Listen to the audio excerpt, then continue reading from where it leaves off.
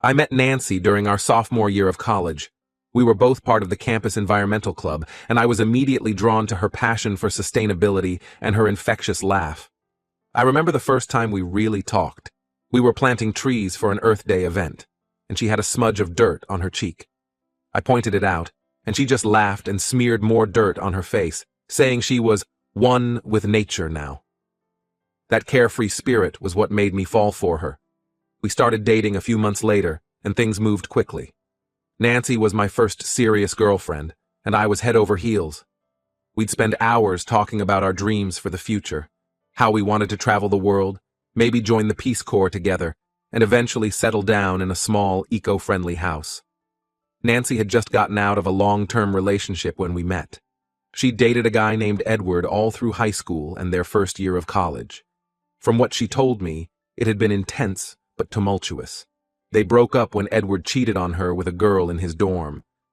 Nancy was heartbroken, and that's partly why she threw herself into environmental activism, as a way to channel her pain into something positive. I knew Nancy was still hurting when we got together, but I thought I could be the one to help her heal. I made it my mission to show her what a loving, faithful relationship could be like. Looking back, maybe I was naive. Fast forward 12 years. Nancy and I have been married for 10, living in the suburbs with our rescue dog, Luna. We both work for environmental nonprofits, not quite the Peace Corps, but still following our passion. Life has been good, or so I thought. Last month, I was going through some old boxes in our attic, looking for my college diploma for a job application. I came across a photo album from our early dating days. Flipping through it brought back so many memories. Our first road trip to a national park, late nights studying, and not studying, in my dorm room, the music festival where I first told Nancy I loved her. But then I saw a photo that made me pause. It was from a party about 3 months into our relationship. Nancy looked upset in the picture, and I had my arm around her, clearly trying to comfort her. I couldn't remember what had happened, so I brought the album downstairs to ask Nancy about it. When I showed her the photo, Nancy's face went pale. She stammered something about not remembering, but I could tell she was lying. I pressed her, asking what really happened that night. After what felt like an eternity of silence, Nancy burst into tears and told me something that shook me to my core. The night of that party, Nancy had run into Edward. They'd gotten to talking, one thing led to another, and they ended up sleeping together. Nancy swore it was a one-time thing, that she regretted it immediately and ended things with Edward for good after that. But the fact remains, she cheated on me, and then kept it a secret for 12 years. I felt like I'd been punched in the gut. All those years, all those anniversaries we'd celebrated, were based on a lie. I thought back to all the times we'd talked about our past relationships, how Nancy had always maintained that Edward was ancient history. How many times had she looked me in the eye and lied? In the days that followed, I was a wreck. I couldn't eat, couldn't sleep. I'd catch myself staring at Nancy, trying to reconcile the woman I loved with this person who could betray me so deeply. Nancy was beside herself with guilt, constantly apologizing and swearing that nothing like that had ever happened again. But the more I thought about it, the more questions I had. If Nancy could lie about this for so long, what else might she be hiding? I started obsessing over every business trip, every girls' night out, every time she was late coming home from work. Had there been other men? Other betrayals? I confronted Nancy with my suspicions, demanding to know if there was anything else she needed to tell me. She hesitated, and my heart sank. There was more. Nancy admitted that around the same time she slept with Edward, she had also kissed another guy at a party. She swore it was just a drunken mistake, that it didn't go any further than that, but by this point, I didn't know what to believe anymore. I found myself revisiting every moment of our relationship, wondering what was real and what was a lie. I thought about the necklace I'd given Nancy for our first anniversary, a little silver tree to represent the day we met. She'd cried when I gave it to her, saying it was the most thoughtful gift she'd ever received. Now I wondered if those tears were from guilt rather than joy. The worst part was realizing how easily Nancy had been able to lie to me all these years. We'd built a life together, shared our deepest secrets, or so I thought, planned for our future, and all that time, she'd been carrying this secret. How could I ever trust her again? Nancy begged me to forgive her, saying she was young and confused back then. that she'd spent years regretting her mistake. She swore she'd been faithful ever since, that she truly loved me and had committed herself fully to our relationship. But her words felt hollow in the face of such a long-standing deception. I found myself pulling away from Nancy, unable to be close to her physically or emotionally. The thought of her with Edward kept playing in my mind like a horror movie I couldn't turn off. I'd wake up in the middle of the night, drenched in sweat, from dreams of Nancy leaving me for Edward. Our friends started to notice something was off. We'd always been the couple that everyone else looked up to, the high school sweethearts who made it work. Now we were barely speaking to each other at social gatherings. I made excuses about stress at work, not ready to share the truth. I didn't know what to do. Part of me wanted to fight for our marriage, to believe that we could work through this. We had built a life together, our little eco-friendly house that we'd spent years making as sustainable as possible, our shared dream of eventually starting an animal sanctuary. Could I really throw all that away? But another part of me wondered if I could ever truly trust Nancy again. The foundation of our relationship felt irreparably damaged. Every time Nancy told me she loved me, I found myself questioning if it was true. Was I just a safe option for her? Had she settled for me because Edward didn't want a serious relationship? I thought about the life I'd lived for the past 12 years, blissfully unaware of Nancy's betrayal. How many moments had been tainted by this secret? Our wedding day, when Nancy vowed to be faithful to me, had she thought about Edward then? When we bought our first house together, was she imagining a life with someone else? The uncertainty was eating me alive. I'd always prided myself on being a rational, level-headed person, but now I found myself consumed by jealousy and doubt. I'd catch myself scrolling through Nancy's old Facebook photos, looking for any sign of Edward. I even drove by his old house one day, half expecting, hoping, fearing, to see Nancy's car parked outside. I knew this couldn't go on. Something had to change, but I didn't know what. The thought of leaving Nancy was terrifying. She'd been my entire adult life.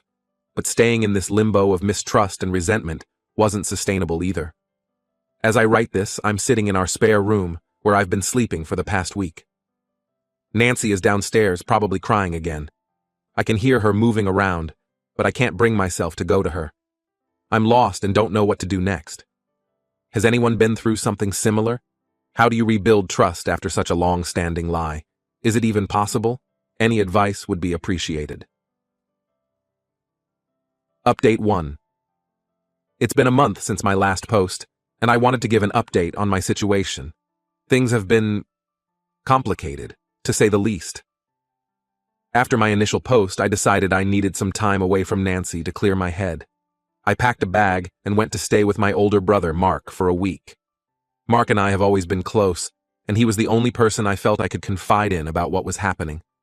Mark was furious when I told him about Nancy's infidelity.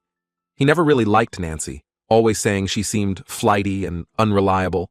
I had chalked it up to brotherly protectiveness, but now I wondered if he had seen something in her that I had been blind to. During my week at Mark's, I did a lot of soul-searching. I thought back to the early days of my relationship with Nancy, trying to see if there were any red flags I had missed.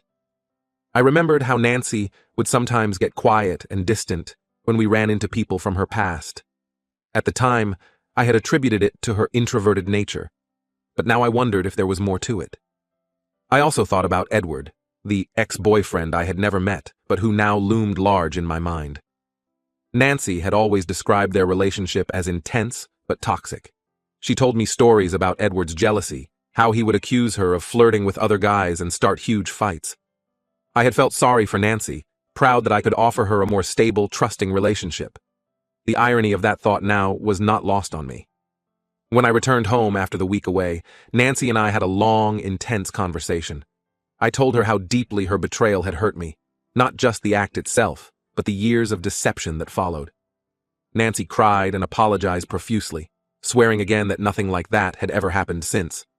I decided to give our marriage a chance, but I made it clear that things needed to change. I told Nancy that I needed complete transparency from her going forward. This meant open access to her phone, email, and social media accounts. She agreed without hesitation, even offering to delete her social media altogether if it would help me trust her again. However, as the weeks went by, I found myself constantly checking Nancy's messages and emails. It was exhausting and made me feel terrible, but I couldn't stop. Every time Nancy's phone buzzed, I felt a pang of anxiety. Was it Edward? Some other man I didn't know about? This wasn't the kind of relationship I wanted, but I didn't know how else to rebuild trust. About 2 weeks ago, something happened that made everything even more complicated. I was going through some old boxes in our attic, still looking for that elusive college diploma, when I came across Nancy's old journals from college. I know I shouldn't have, but I couldn't resist reading them. What I found shook me all over again. In her journal entries from around the time we started dating, Nancy wrote about feeling torn between me and Edward. She described Edward as her true love and wondered if she was settling by choosing me. There were entries where she compared us, listing pros and cons. It was painful to read how uncertain she had been about our relationship in those early days. One entry, in particular, stood out to me. Nancy had written about a night when Edward had shown up at her dorm room, drunk and begging for another chance. She wrote about how tempted she was to take him back, how alive he made her feel. But she also wrote about me, describing me as safe and stable. She concluded the entry by saying she was choosing me because it was the smart choice, but that she would always wonder about Edward. Reading these words felt like a knife to my heart. All this time, I had thought I was Nancy's first choice, her true love. But now I wondered if I had just been the safe option, the reliable guy she settled for because Edward was too volatile. I confronted Nancy about the journals. She was upset that I had invaded her privacy, but tried to explain that those were just the confused thoughts of a young girl. She insisted that she chose me because she truly loved me, and that her feelings for Edward faded quickly. But I couldn't shake the feeling that I was her second choice, that she had settled for me because Edward didn't want a serious relationship. To make matters worse, I found out through a mutual friend that Edward had recently moved back to our city. He's single and has been reaching out to old friends, including some that Nancy and I still hang out with. I can't help but worry about them potentially reconnecting. When I asked Nancy if she'd had any contact with Edward since he moved back, she hesitated before saying no. But I caught a flicker of something in her eyes that made me doubt her. I hate feeling this way, constantly suspicious and uncertain. Our friends have started to notice that something's off between us. We've been avoiding social gatherings, making excuses to stay home. I'm afraid of running into Edward at a party or event. I'm also terrified of Nancy seeing him again and old feelings resurfacing. Last weekend, we ran into one of Nancy's old college friends at the farmer's market. The friend mentioned that there was talk of a college reunion next year. The thought of Nancy potentially seeing Edward at this reunion filled me with dread. When I brought it up later, Nancy got defensive, accusing me of not trusting her. But how can I, given everything that's happened? I'm trying to work on our relationship, but it feels like every step forward is followed by 2 steps back. Nancy has suggested we see a marriage counselor, but I'm hesitant. I'm not sure I want to air our dirty laundry to a stranger, and part of me worries that a counselor might try to minimize Nancy's betrayal or pressure me into forgiveness before I'm ready. I love Nancy, but I'm starting to wonder if love is enough. Can I ever fully trust her again? Am I always going to be looking over my shoulder, waiting for the other shoe to drop? I don't know if I have it in me to live like this long term. I'm at a crossroads and don't know which way to turn. Part of me wants to fight for our marriage, to believe that the life we've built together is worth saving. But another part wonders if it's time to walk away, to give myself a chance at a relationship built on honesty from the start. As I write this, Nancy is downstairs making dinner. I can smell her vegetarian lasagna, my favorite dish. It's such a normal, domestic scene, but it feels like there's an ocean between us. I don't know how to bridge that gap, or if I even want to try. Any advice or perspectives would be greatly appreciated. How do you move forward when the past keeps pulling you back? Update 2. It's been 2 months since my last update, and a lot has happened. I'm still struggling, but some things have become clearer. After my last post, I decided to take a more proactive approach. I told Nancy that I needed to know everything if we were going to have any chance of moving forward. I asked her to write down a complete timeline of her relationship with Edward, including any contact they'd had since we'd been together. Nancy was reluctant at first, but she agreed. What she wrote was more detailed and painful than I expected. She admitted that she and Edward had been in contact sporadically over the years, mostly through social media. They never met in person, but there were occasional flirty messages and reminiscing about old times. The most recent contact was just after Edward moved back to town. He had reached out to her on Facebook, asking to meet for coffee to catch up. Nancy said she declined, but she admitted to being tempted. This was the contact she had hesitated to tell me about before. Reading all of this was like a punch to the gut. Even though there hadn't been any physical cheating beyond the initial incident, the emotional connection Nancy maintained with Edward felt like a betrayal all over again. I confronted Nancy about why she kept in touch with Edward all these years. She broke down and admitted that part of her had always wondered, what if? She said she loved me and our life together, but Edward represented a road not taken, and she had a hard time letting go of that completely. This admission led to a huge fight. I felt like I'd been living in the shadow of Edward for our entire relationship without even knowing it. Nancy tried to explain that her feelings for Edward were just nostalgia, and that I was the one she truly loved and chose every day. But her words rang hollow after everything I'd learned. In the heat of the moment, I told Nancy I wanted a separation.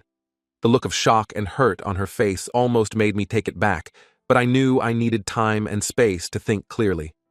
I've been staying at a friend's place for the past 3 weeks. Being away from Nancy has given me some perspective. I've realized that while I still love her, I'm not sure I like the person she is anymore. The Nancy I fell in love with wouldn't have maintained a secret emotional connection with an ex for years. During this separation, I've been reflecting on our relationship and noticing things I had overlooked before. I remembered how Nancy would sometimes get defensive when I asked about her past, or how she'd change the subject when Edward's name came up in conversations with old college friends. At the time, I thought she was just trying to move on from a painful chapter in her life. Now, I wonder if she was hiding her lingering feelings for him. I've also been thinking about our future plans and how they've changed over the years. When we first got together, Nancy and I talked about joining the Peace Corps, about traveling the world and making a difference. Somewhere along the line, those dreams got scaled back. We settled for jobs at local nonprofits, bought a house in the suburbs. I always thought it was a natural part of growing up. But now I wonder if Nancy was holding back, keeping her options open in case Edward came back into the picture. Nancy has been calling and texting constantly, begging for another chance. She says she'll do anything to make things right. She's offered to cut off all contact with Edward and even suggested we move to a new city for a fresh start. She's talked about quitting her job and recommitting to our old dreams, joining the Peace Corps or starting that animal sanctuary we used to talk about. Part of me wants to believe her and try to salvage our marriage. We have a life together, a home, shared friends. The thought of starting over at 32 is terrifying, but a larger part feels like too much damage has been done. I'm not sure I can ever look at her the same way again. I've started individual counseling to help sort through my feelings. It's been helpful to have an objective perspective. My counselor has encouraged me to take my time making any big decisions and to focus on what I truly want, not just what I think I should do. For now, I'm focusing on healing myself. I've thrown myself into work, taking on a new project at the nonprofit that's challenging but rewarding. I've also started hitting the gym regularly and reconnecting with old friends I'd lost touch with over the years. It feels good to have goals and relationships that are just for me, not tied to my relationship with Nancy. Last week, I ran into Edward at a local coffee shop. It was surreal, finally putting a face to the name that's caused so much turmoil in my life. We didn't speak, but he clearly recognized me. I spent the rest of the day in a daze, wondering if he ever thinks about the pain he's caused, if he even knows the full extent of it. I still don't know what the future holds for Nancy and me. Some days, I miss her terribly and want nothing more than to go home and try to work things out. Other days, the thought of reconciliation makes me feel physically ill. I'm trying to take it one day at a time and trust that the right path will become clear eventually. For now, I'm committed to being honest with myself about my feelings and needs. That's something I've realized I wasn't always doing in my marriage, too focused on being the perfect husband to acknowledge my own doubts and insecurities. Whatever happens with Nancy, I want to carry that lesson forward. I'm grateful for all the advice and support I've received here. It's been a comfort knowing I'm not alone in this struggle. I'll update again when I have more clarity on my next steps. Update 3. It's been 6 months since my last update, and I've made some big decisions. After 3 months of separation, I filed for divorce. It wasn't an easy choice, but I realized that I couldn't move past the betrayal and years of deception. The trust was irreparably broken. Nancy didn't take the news well. She pleaded for another chance, promised to change, and even suggested we start over completely, New city, new jobs, everything. But I knew in my heart that it wouldn't solve the underlying issues. The divorce process has been difficult. Dividing up our life together is painful, and there are moments when I second-guess my decision. Deciding what to do with our house, the one we'd put so much work into making eco-friendly, was particularly tough. In the end, we decided to sell it and split the proceeds. Telling our friends and family about the divorce has been challenging. Most have been supportive, but some think I'm overreacting to ancient history. My brother Mark has been my rock through all of this, offering a spare room when I needed it and just listening when I needed to vent. I've had to distance myself from those who don't understand or respect my decision. It's been hard losing some friendships, but I've realized that true friends will support you even if they don't agree with your choices. Speaking of Edward, I found out through mutual friends that he and Nancy have been spending time together. Apparently, they ran into each other at a local coffee shop shortly after I moved out, and they've been reconnecting since then. While it hurts, it also confirms that I made the right decision. Their relationship, whether platonic or romantic, is no longer my concern. I've been focusing on rebuilding my life as a single person. I've moved into a new apartment in the city, closer to work, and to the kind of active, environmentally conscious lifestyle I've always wanted. I've taken up new hobbies, joined a rock climbing gym, and started taking cooking classes. It's been fun learning new skills and meeting new people. I've even started dating casually. It feels strange after being with Nancy for so long, but also exciting. I'm not looking for anything serious right now, just enjoying getting to know new people without the pressure of commitment. Work has been a great distraction. I've thrown myself into a new project at the nonprofit, working on a campaign to protect local wetlands. It's challenging and sometimes frustrating, but it feels good to be making a difference. I'm even considering going back to school for a master's in environmental science, something I'd always wanted to do, but had put off. Looking back, I can see red flags I missed in our relationship. Nancy always had a way of minimizing my feelings or turning situations around to make herself the victim. I realize now that this was a pattern throughout our marriage, not just with the Edward situation. I'm not angry anymore, just sad for what could have been.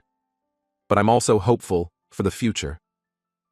For the first time in a long time, I feel like I'm being true to myself and my own needs. To anyone going through something similar, my advice would be to trust your gut. If something feels off in your relationship, it probably is.